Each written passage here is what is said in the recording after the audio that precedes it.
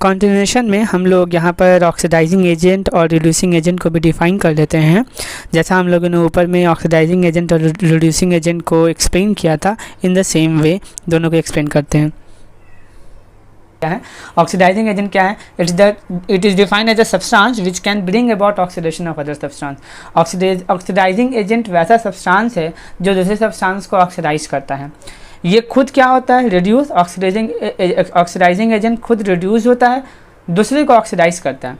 चूँकि ये खुद रिड्यूस होता है इसलिए रिएक्शंस के अंदर इलेक्ट्रॉन को गेन करता है। तो gain electron during reaction, itself reduce and oxidise others. वैसे तो रिएक्शन के अंदर कोई भी सब्सटेंस ऑक्सीडाइजिंग एजेंट हो सकता है, लेकिन कुछ ऐसे सब्सटेंस है जो हमेशा ऑक्सीडाइजिंग एजेंट की तरह ही एक्ट करते हैं।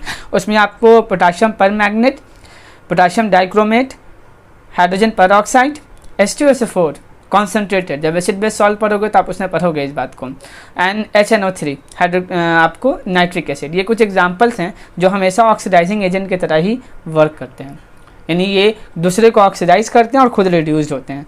अगला है रिड्यूसिंग एजेंट। रिड्यूसिंग एजेंट को कैसे डिफाइन करेंगे? तो वह सब्सटेंस को हम रिड्यूसिंग एजेंट बोलेंगे जो दूसरे सब्सटेंस को रिड्यूस कर दे। The substance which bring about reduction of other substance. तो ये दूसरे को रिड्यूस करेगा तो खुद ऑक्सीडाइज होगा। तो यहाँ पे हम लिख सकते हैं कि itself get oxidise but reduced other.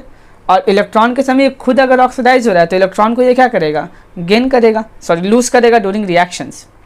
चूँकि खुद ऑक्सीडाइज हो रहा है तो इलेक्ट्रॉन को ये लूज करेगा ड्यूरिंग रिएक्शंस। एग्जांपल की बात करें तो वैसे तो बहुत सारे हो सकते हैं, बट कुछ एग्जांपल्स आपको याद रखनी है। तो हाइड्रोजन जब भी होगा वो क्या होगा? एक्ट करेगा रिड्यूसिंग एजेंट के जैसा, मतलब ये खुद क्या होगा? खुद ही ऑक्सीडाइज होगा। कार्बन हो जाए, सल्फर डाइऑक्साइड हो जाए, सेम हाइड्रोजन परऑक्साइड इसमें भी, और हाइड्रोजन सल्फाइड। ये कुछ एग्जाम्पल्स हैं जो एग्जाम्पल्स आपको रिड्यूसिंग एजेंट के हैं। आप ऑक्सीडाइजिंग एजेंट और रिड्यूसिंग एजेंट का डेफिनेशन ज़रूर याद करें। और एक रिएक्शंस में जब भी कोई भी सब्सटेंस ऑक्सीडाइज हो या रिड्यूस हो, तो जब भी वो ऑक्सीडाइज होगा तो वो सब्सटेंस खुद रिड्यूसिंग एजेंट कहलाएगा। जब भी रिड्यूस होगा वो ऑक्सीडाइजिंग एजेंट कहलाएगा। इसी बात को बेसिस पे इसको आप डायरेक्टली डिफाइन कर लें।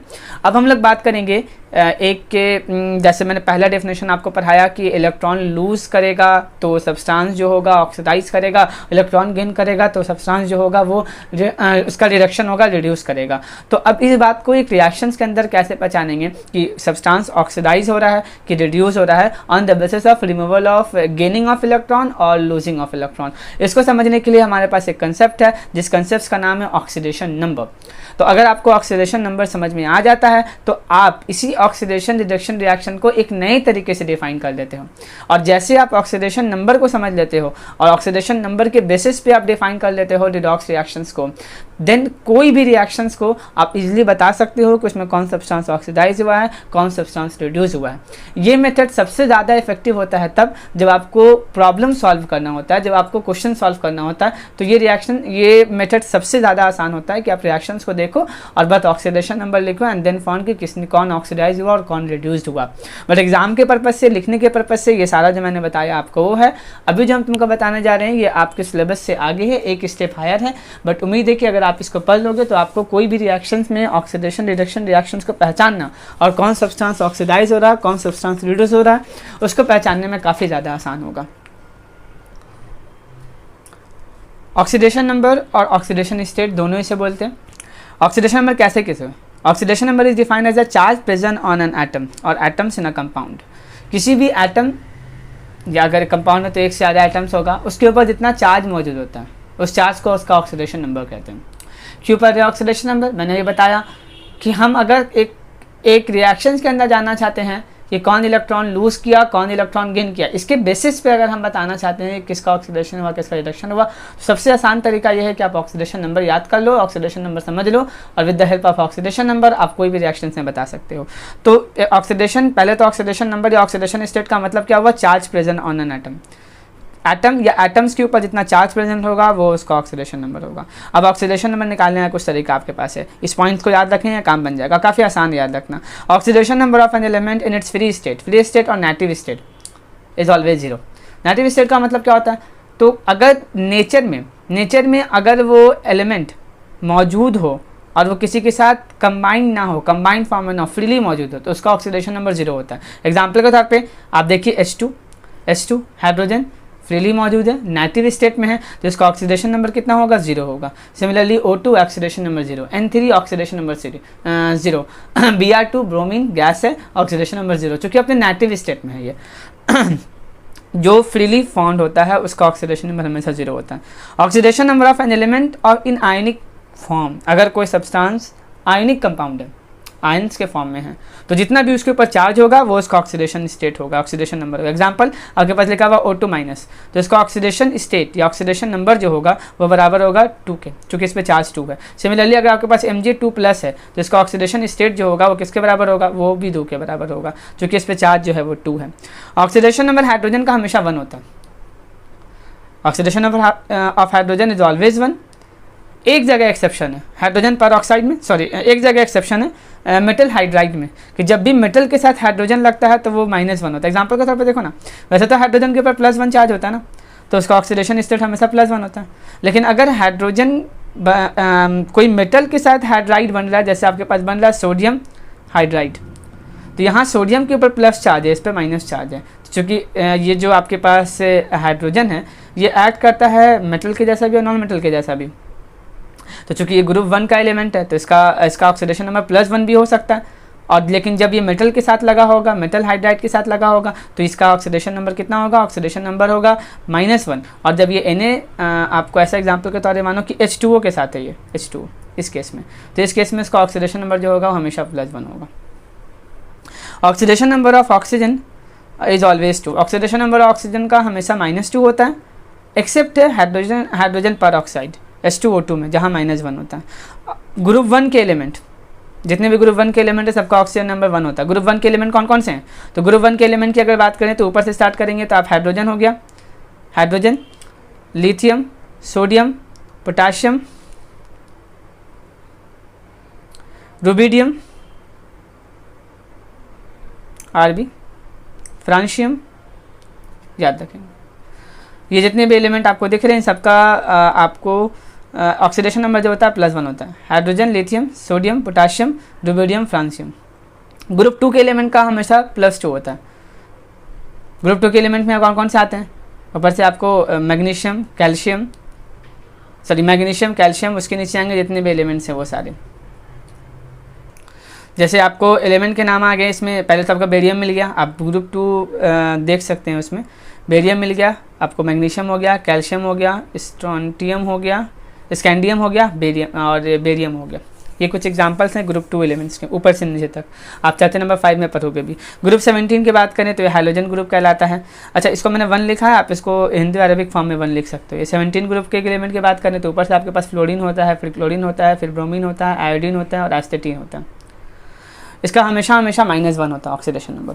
अब अगर ये तो रूल याद हो गया, अब अगर ऐसा हो जाए कि आपके पास से जो सब्सटेंस दिया जाए, एक कंपाउंड दे दिया जाए, उस कंपाउंड में कुछ एलिमेंट्स का आपको ऑक्सीडेशन स्टेट पता हो और 1-2 का ना पता हो, उसको निकालने के लिए हमारे पास तरीका है। वो तरीका ये है कि आपको हर हाल में याद रखना है एक बात, और इसी कंटिन्यूशन में कि जो सम होता है ऑक्सीडेशन नंबर का, कोई आपके पास एक कंपाउंड है, उस कंपाउंड पे चार्ज नहीं है, तो अगर चार्ज नहीं है तो उसके जितने भी एटम्स हैं उसके अंदर सारे एटम्स की ऑक्सीडेशन स्टेट को ऐड कर लो, ऐड करके 0 के बराबर कर लो। मतलब अगर आपके पास कंपाउंड है, उस कंपाउंड में किसी एक एलिमेंट का ऑक्सीडेशन स्टेट फाइंड करना है, तो आप उन सारे एलिमेंट जो भी मौजूद है उसके अंदर एटम मौजूद है, सबका ऑक्सीडेशन नंबर को ऐड कर लो, और अगर चार्ज नहीं है तो 0 के बराबर कर लो, और अगर चार्ज है तो 0 के बराबर कर लो, उस चार्ज के बराबर कर लो। एग्जाम्पल के तौर पर KMnO4, अगर हम बात करें KMnO4 की, KMnO4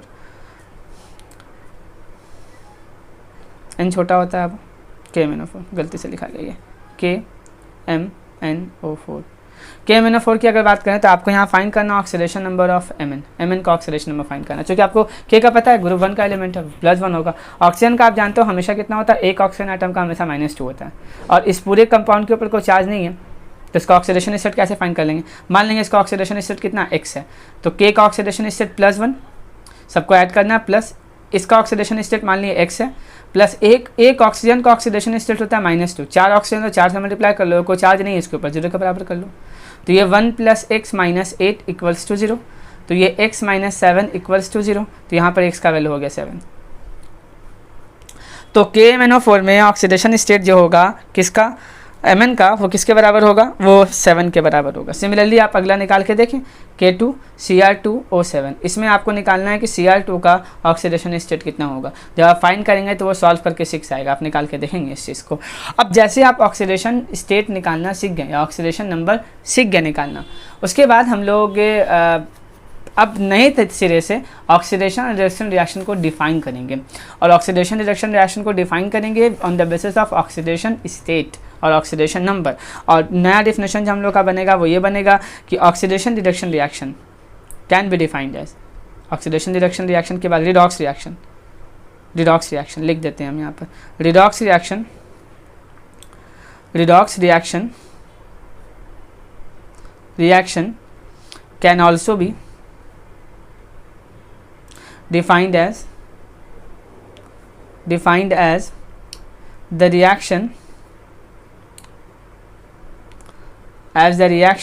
in which